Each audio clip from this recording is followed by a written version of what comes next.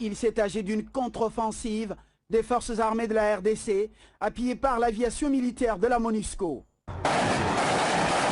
Les combats ont fait une vingtaine de morts, selon le responsable du premier secteur des FARDC basé à Beni, rapporte la radio de la MONUSCO. La reprise de Kamango a été annoncée par le chef des secteurs des FARDC, sans toutefois préciser la direction prise par les rebelles ougandais.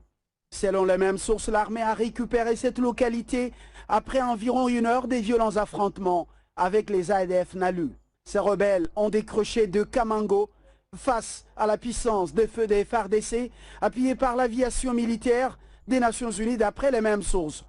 Depuis l'après-midi, 2 hélicoptères de combat de la MONUSCO ont bombardé les positions des ADF Nalu à Kamango et au pont de Semouliki pour empêcher l'avancée rebelle vers la localité voisine de Nobili. Le chef de la chefferie de Watalangi, Sambili Bamukoka, a confirmé la reprise de Kamango par l'armée nationale. Mais a-t-il précisé avant d'abandonner cette localité, les ADF Nalu ont incendié un hôtel et quelques maisons des civils. La MONUSCO qui condamne cette attaque des rebelles ougandais contre les forces armées de la RDC à Kamango assure les FARDC de leur solidarité agissante.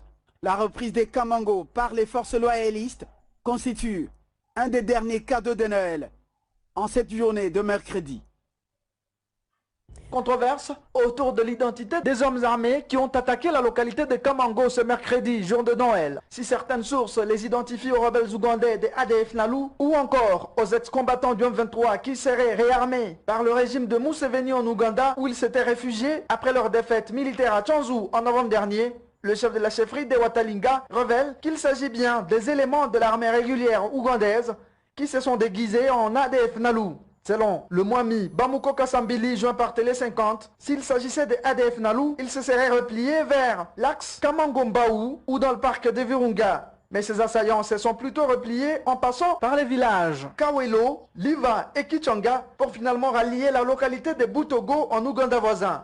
L'autre preuve pour soutenir cette thèse, c'est que parmi les assaillants, il y a eu des morts, notamment un officier dont le corps a été ramené en Ouganda ce même mercredi. Sur place, en Ouganda, les autorités locales indiquent que cet officier serait mort de suite d'un accident de circulation, sans en donner le détail, affirme Mwami Bamukoka Sambili. Revenons sur cette attaque de la localité de Kamango, le chef de la chefferie de Watalinga en territoire de Beni précise que les assaillants ont incendié les camps militaires un mini-hôtel de la place, tuant également des populations civiles, dont les corps jonchent encore dans les rues de Kamango jusque dans l'après-midi de ce mercredi, sans donner le bilan exact de cette attaque. Les rebelles ont fui après l'intervention d'un hélicoptère de la MONUSCO venu en appui aux quelques éléments des FARDC basés sur place à Kamango, en nombre très réduit, et qui ont repris le contrôle de la localité en début d'après-midi, ajoute la même source.